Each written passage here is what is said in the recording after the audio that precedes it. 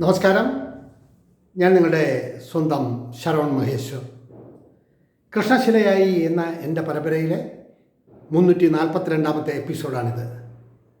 ഇന്ന് ഞാൻ നിങ്ങളോട് പറയുന്നത് പ്രശസ്ത പുല്ലാങ്കുഴൽ വാദകൻ TR മഹാലിംഗത്തെക്കുറിച്ചിട്ടാണ്. ലോക പ്രശസ്തനായ ഒരു വലിയ കലാകാരൻ ഒരൊറ്റ തവണ മാത്രം അദ്ദേഹത്തെ കാണുകയും കുറച്ച് സമയം സംസാരിക്കുകയും ചെയ്തത് എത്രയോ വർഷങ്ങൾക്ക് മുന്നിലാണ്. പല എപ്പിസോഡുകളിൽ ഞാൻ പറഞ്ഞിട്ടുണ്ട് തമ്പാനൂർ ശ്രീ അയ്യപ്പ ക്ഷേത്രത്തെക്കുറിച്ചിട്ട്. ഞാൻ ജനിച്ചു വളർന്ന മണ്ണിലെ ആ മഹാക്ഷേത്രത്തിൽ ഇന്ത്യയിലെ മിക്കവാറും കലാകാരന്മാരുടെ കച്ചേരികൾ അവിടെ അവതരിപ്പിക്കപ്പെട്ടിട്ടുണ്ട്. ഇപ്പോഴും അത് തുടർന്നുകൊണ്ടേയിരിക്കുന്നു. 80 വർഷത്തോളം പഴക്കമുള്ള ആ ക്ഷേത്രത്തിലെ ഉത്സവ കാര്യങ്ങൾ. അങ്ങനെ ഒരു തവണ TR മഹാലിംഗത്തിൻ്റെ പുല്ലാങ്കുഴൽ കച്ചേരി നമ്മുടെ അമ്പലത്തിൽ കൊണ്ടുവരുമ്പോൾ എല്ലാത്തിനും അതിന് പിന്നിൽ പ്രവർത്തിച്ച 1-2 വ്യക്തിത്വങ്ങളുണ്ട്. അന്തരിച്ചൊരു അമൃതസ്വാമി, അതുപോലെ തന്നെ മറ്റു ചിലർ, അതേപോലെ തന്നെ പത്മശ്രീ മാവേലിക്കര കൃഷ്ണൻകുട്ടി നായർ. ഇവരെല്ലാം ഈ കർണാടക സംഗീതത്തിൻ്റെ ഉസ്താദുക്കളാണ്. അവരൊക്കെയാണ് ഓരോ വർഷത്തെ ഉത്സവം കൊണ്ടാടുമ്പോഴും മുൻകൂട്ടി തന്നെ ആരുടെ പ്രോഗ്രാം അവിടെ വയ്ക്കണം എന്നൊക്കെ തീരുമാനിക്കുന്നത്. എൻ്റെ ജീവിതചര്യയിലെ ആ കാലഘട്ടം ഓർമ്മിക്കുമ്പോൾ അമ്പലത്തിൽ വരിക, തൊഴുക, അമ്പലത്തിലെ ഉത്സവങ്ങൾക്ക് നമ്മുടേതായിട്ടുള്ള രീതിയിൽ സഹകരിക്കുക, ഇതൊക്കെ അല്ലാണ്ട് ഭരണയന്ത്രങ്ങളിലൊന്നും കൈകടത്താനും അതൊന്നും പറയാനും കഴിയാറില്ല. എങ്കിലും വരുന്ന എല്ലാ കലാകാരന്മാരെയും കാണാനും സംസാരിക്കാനും ഒക്കെ കഴിഞ്ഞിട്ടുള്ളത് വളരെ സന്തോഷത്തോടു കൂടിയാണ് ഓർക്കുന്നത്. കാരണം വരുന്നവരുടെ കച്ചേരി കേൾക്കുക, പിരിഞ്ഞു പോവുക എന്നതിൽ കവിഞ്ഞ് അവരുമായി സംസാരിക്കുക, അവരുടെ കാര്യങ്ങൾ അറിയുക, അതൊക്കെ നമുക്ക് കിട്ടുന്നൊരു വലിയൊരു അംഗീകാരമാണ്. അങ്ങനെ സ്റ്റേജിനടുത്തുള്ള മേനോൻ മാമൻ്റെ വീട്ടിൽ ഇദ്ദേഹവും പരിവാരങ്ങളും പക്കമിളക്കാരും ഒക്കെ അണിനിരന്നപ്പോൾ ഞാൻ പോയി കണ്ടപ്പോൾ ജൂബയെ മറച്ചുകൊണ്ട് ഒരു ഷോൾ അദ്ദേഹം പൊതിച്ചിട്ടുണ്ട്. സ്വർണ്ണ ബട്ടൺസ് ഇങ്ങനെ അടുക്കി കൊരുത്തിട്ടിട്ടുള്ള ഒരു ജൂബയാണത്. കുറച്ച് കറുത്തൊരു മനുഷ്യൻ ഇങ്ങനെ പാട്ടിനോടും പുല്ലാങ്കുഴൽ കച്ചേരിയോടും ഒക്കെ വലിയ ആഭിമുഖ്യം പുലർത്തുന്നത് അവിടെയുള്ളവർക്ക് എല്ലാവർക്കും അറിയാം.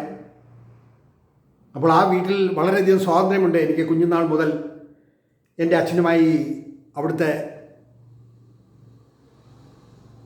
മേനോൻ മാമന് വളരെ ബന്ധമുള്ളതുകൊണ്ടും എപ്പോഴും കയറി ചെല്ലാവുന്ന ഒരു ഇടം കൂടിയാണ്. അവിടെ വെച്ച് ശ്രീ TN മഹാലിംഗത്തെ കാണുമ്പോൾ ഞാൻ ഒന്നേ ചോദിച്ചുള്ളൂ അദ്ദേഹത്തോട്. ഓരോരോ പുല്ലാങ്കുഴൽ മാറ്റി വായിക്കുമ്പോഴും അതിൻ്റെ നാദത്തിന് എങ്ങനെയാണ് വ്യത്യാസം വരിക എന്ന് ചോദിച്ചപ്പോൾ അദ്ദേഹം ചിരിച്ചുകൊണ്ട് എന്നെ ഒന്ന് നോക്കിയിട്ട്,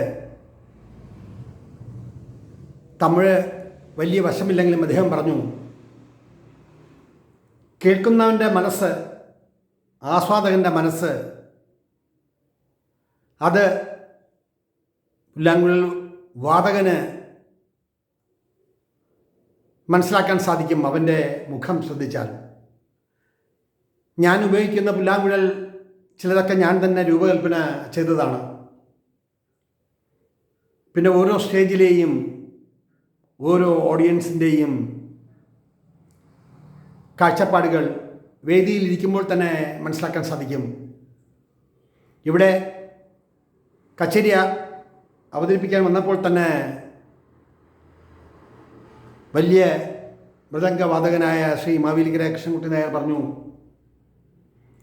ഈ സ്റ്റേജിൽ പ്രോഗ്രാം അവതരിപ്പിക്കുന്നവരെല്ലാം വളരെയധികം പ്രശസ്തി നേടിയവരും ഇവിടുത്തെ ഓഡിയൻസ് ഒരു പ്രത്യേക തലത്തിലുള്ളവരുമാണ്. അത് പറയുമ്പോൾ ഞാൻ ചിരിച്ചു. ഞാൻ അദ്ദേഹത്തോട് ചോദിച്ച മറ്റൊരു ചോദ്യം, അദ്ദേഹത്തെക്കുറിച്ച് പഠിച്ചപ്പോൾ പല വേദികളിലും ചിലപ്പോൾ പകുതി വെച്ച് അദ്ദേഹം അങ്ങ് ഇറങ്ങിപ്പോകും. അത് അദ്ദേഹത്തിൻ്റെ ഒരു ചര്യയായി പലരും കണ്ടിട്ടുണ്ട്. പുല്ലാങ്കുഴലിൽ വിരലുകൾ ഓടുന്ന രീതികൾ ഉണ്ടാൽ തന്നെ നമ്മൾ പകച്ചു പോകും. അത്ര ദ്രുതഗതിയിലുള്ളതാണ്. കച്ചേരി നടക്കുമ്പോൾ തന്നെ ജനങ്ങളുടെ പിന്തുണ അദ്ദേഹത്തിന് ലഭിച്ചിരുന്നു എന്നുള്ളതാണ്. ഒരു കലാകാരനെ സംബന്ധിച്ചിടത്തോളം അവർക്ക് കിട്ടുന്ന ഏറ്റവും വലിയ അംഗീകാരം എന്നത് എൻ്റെ ചിന്തയിൽ അവർക്ക് കിട്ടുന്ന കയ്യടികളും ആസ്വദിക്കുന്ന മനുഷ്യരെയുമാണ്. ഇദ്ദേഹവുമായി സംസാരിച്ചു നിന്നപ്പോൾ സ്വാതി തിരുനാളിൻ്റെ കീർത്തനങ്ങളെക്കുറിച്ച് അന്ന് അതിനെക്കുറിച്ചിട്ടൊന്നും ഒന്നുമേ അറിയില്ല. എങ്കിലും സ്വാതി തിരുനാൾ കൃതികളിലെ ഏതെങ്കിലുമൊക്കെ ഒന്ന് വായിക്കുമോ എന്ന് ചോദിച്ചപ്പോൾ അദ്ദേഹം ചിരിച്ചുകൊണ്ട് എന്നോട് ചോദിച്ചു, എന്തറിയാം, ഏത് കീർത്തനം അറിയാം? അപ്പോൾ ഞാൻ പറഞ്ഞു, കീർത്തനത്തിൽ വലിയ പ്രാമുഖ്യമൊന്നും ഞാൻ നേടിയിട്ടില്ല, എനിക്കറിയില്ല. എങ്കിലും ഞങ്ങളുടെ മഹാരാജാവ് എഴുതിയ ഒരുപാട് കീർത്തനങ്ങളുണ്ടല്ലോ, അതിൽ ഒന്ന് രണ്ട് വായിച്ചാൽ കേട്ട് ആസ്വദിക്കാമായിരുന്നു എന്ന് പറഞ്ഞപ്പോൾ അദ്ദേഹം അവിടെ ഇരുന്ന് ചാരുകസേരയിൽ നിന്ന് മിഴിച്ചു വന്ന് എൻ്റെ തോളിൽ തട്ടിയിട്ട് പറഞ്ഞു, ആൾ മിടുക്കനാണല്ലോ. ഒന്നും ഞാൻ പ്രതികരിച്ചില്ല. പക്ഷേ ഞാൻ അദ്ദേഹത്തോട് ഒന്ന് പറഞ്ഞു, ഈ കച്ചേരി മുഴുവൻ കേട്ടിട്ടേ ഞാൻ ഇവിടുന്ന് പോകൂ. അത് അദ്ദേഹത്തെ വളരെയധികം സന്തോഷിപ്പിച്ചു എന്നതാണ് സത്യം. റോഡിലാണ് ആൾക്കാരെല്ലാം ഇരുന്ന് കാണുക. പ്രത്യേകിച്ച് സ്ഥലപരിമിതി ഉള്ളതുകൊണ്ട് പ്രോഗ്രാം തുടങ്ങി അവസാനിപ്പിക്കുന്നവരെ വാഹനങ്ങളൊന്നും അതുവഴി പോകാറില്ല അന്നത്തെ കാലത്ത്. ഇന്ന് തിരക്കുകളും മറ്റും വർദ്ധിച്ചു. പ്രോഗ്രാമൊക്കെ നേരത്തെ നിർത്തുന്നുവെങ്കിലും ആ കാലഘട്ടത്തിൽ ഒരു നിറഞ്ഞ പ്രൗഢഗംഭീരമായ സദസ്സായിരുന്നു. മാലി എന്ന പേരിൽ ലോകം മുഴുക്കെ അറിയപ്പെട്ട മഹാലിംഗം. ഒരു 6-7 കീർത്തനങ്ങൾ കേട്ടുകഴിഞ്ഞ് അവിടെ ഒരു തൂണിൽ ചാരി നിൽക്കുന്ന എന്നെ കണ്ട് അദ്ദേഹം ചിരിച്ചു. എന്ത് പറഞ്ഞു എന്നെനിക്കറിയില്ലെങ്കിലും ഓരോ കീർത്തനങ്ങൾ കഴിയുമ്പോഴും അദ്ദേഹത്തിൻ്റെ നോട്ടം എന്നിലേക്കായിരുന്നു എന്ന് എനിക്ക് തോന്നിയിട്ടുണ്ട്. ഒരു 8-9 കീർത്തനങ്ങൾ വായിച്ചു കഴിഞ്ഞ ശേഷം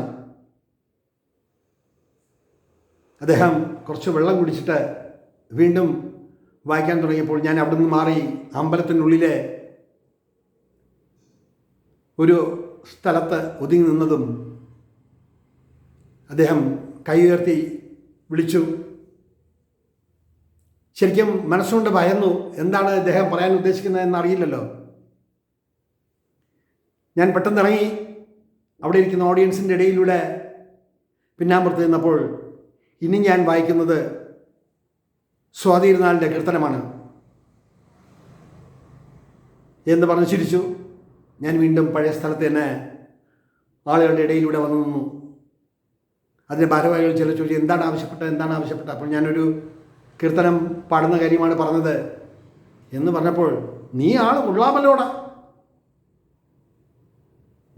വരുന്നതിന് മുമ്പ് തന്നെ മഹാലിംഗമായിട്ട് കമ്പനിയായോ? ചിരിച്ചു. ഞാൻ പറഞ്ഞു, കമ്പനിയുടെ പ്രശ്നങ്ങളൊന്നുമില്ല, ആസ്വാദകൻ്റെ രീതി, ചോദിക്കുന്നവൻ്റെ രീതി. പക്ഷേ ലോകപ്രശസ്തനായ ഇദ്ദേഹത്തോടൊന്ന് സംസാരിക്കാൻ കഴിയുന്ന വലിയ നേട്ടം തന്നെയല്ലേ? ശരി തന്നെ, നീ പാട്ട് കേട്ട് ആസ്വദിക്കേ എന്ന് പറഞ്ഞ് അദ്ദേഹം അതുവഴി കടന്നുപോയി. ഏകദേശം 12 മണിയോളം അദ്ദേഹത്തിൻ്റെ കീർത്തനങ്ങളെല്ലാം കേട്ട് കഴിഞ്ഞ് സ്റ്റേജിൽ നിന്നും ഇറങ്ങിക്കഴിഞ്ഞപ്പോൾ അദ്ദേഹം പറഞ്ഞ ഒരൊറ്റ കാര്യം, എൻ്റെ കച്ചേരികളിൽ എൻ്റെ മനസ്സിൽ എന്നും നിലനിൽക്കുന്ന ഒരു അനുഭവമാണിത്. ഇത്രയും സൈലൻ്റായ ഇത്രയും പേർ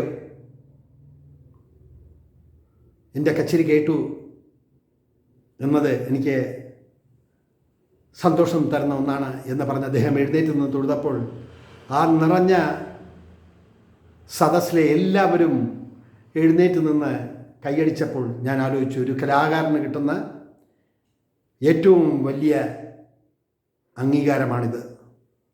അത് കഴിഞ്ഞ് അദ്ദേഹവും പരിവാരങ്ങളെല്ലാം പുറത്തിറങ്ങി വീണ്ടും മേനോൻ മാമൻ്റെ വീട്ടിൽ കയറി അവിടുന്ന് ആഹാരമെല്ലാം കഴിച്ച് അവർ പോകുമ്പോൾ ഏകദേശം 2-2:30 മണി കഴിഞ്ഞു. ഇന്നും നിങ്ങളോടിത് പറയുമ്പോൾ ആ വലിയ കലാകാരൻ്റെ, ആ പുല്ലാങ്കുഴൽ വാദകൻ്റെ ജീവിതം എത്ര ഗംഭീരമായിരുന്നു എന്ന് ഇന്നും ഞാൻ ഓർക്കുന്നു. 1926 നവംബർ 6 തമിഴ്നാട്ടിലെ തഞ്ചാവൂർ ജില്ലയിലുള്ള തിരുവിടൈ മരുതൂരിലാണ് അദ്ദേഹം ജനിച്ചത്. 7ാമത്തെ വയസ്സിൽ ത്യാഗരാജ സംഗീതോത്സവത്തോടനുബന്ധിച്ച് അദ്ദേഹം കച്ചേരി നടത്തി. പ്രഗത്ഭരായ മണിയരോടൊപ്പം ചൗടയോടൊപ്പം ഒക്കെ അദ്ദേഹം കച്ചേരി നടത്തിയിട്ടുണ്ട്. 1986 അദ്ദേഹത്തിന് ഇന്ത്യ ഗവൺമെൻറ് പത്മവിഭൂഷൺ ബിരുദം നൽകിയെങ്കിലും അദ്ദേഹം അത് സ്വീകരിച്ചിട്ടില്ല. അത് കഴിഞ്ഞ് വളരെ പെട്ടെന്ന് തന്നെ അദ്ദേഹം 59ാമത്തെ വയസ്സിൽ ഈ ലോകത്തോട് വിട പറഞ്ഞു. കാലത്തിൻ്റെ ഒഴുക്കിൽ കടന്നുപോയെങ്കിലും ഇന്നും സ്ഥായിയായി അദ്ദേഹത്തിൻ്റെ നാദധാര ഒരുപാട് പേർ കേൾക്കുന്നു, റെക്കോർഡിലൂടെയും മറ്റും. ഞാനിത് പറയുമ്പോൾ എൻ്റെ മനസ്സിൽ തെളിയുന്നത് അദ്ദേഹത്തിൻ്റെ രൂപവും ഭാവവും, ഒപ്പം അദ്ദേഹം തന്നെ നിർമ്മിച്ച ആ പുല്ലാങ്കുഴലിൽ വെച്ച ആ പെട്ടിയിൽ ഞാനൊന്ന് തൊട്ടുനോക്കി. അതിൽ എവിടെയാണ് നാദം ഒളിച്ചിരിക്കുന്നത് എന്നുള്ളൊരു ചിന്ത. കാലാതീതമായ ഈ പ്രപഞ്ചത്തിൽ ഇതുപോലെയുള്ള കലാകാരന്മാർ ജനിക്കുക അപൂർവം. ഈ കേൾക്കുന്ന നിങ്ങളും അദ്ദേഹത്തിൻ്റെ നിരവധി കീർത്തനങ്ങൾ എന്നും യൂട്യൂബിലും മറ്റുമുണ്ട്, കേൾക്കുക. ആ വലിയ കലാകാരന് പ്രണാമം അർപ്പിച്ചുകൊണ്ട് എൻ്റെ വാക്കുകൾ ചുരുക്കട്ടെ. നന്ദി, നമസ്കാരം.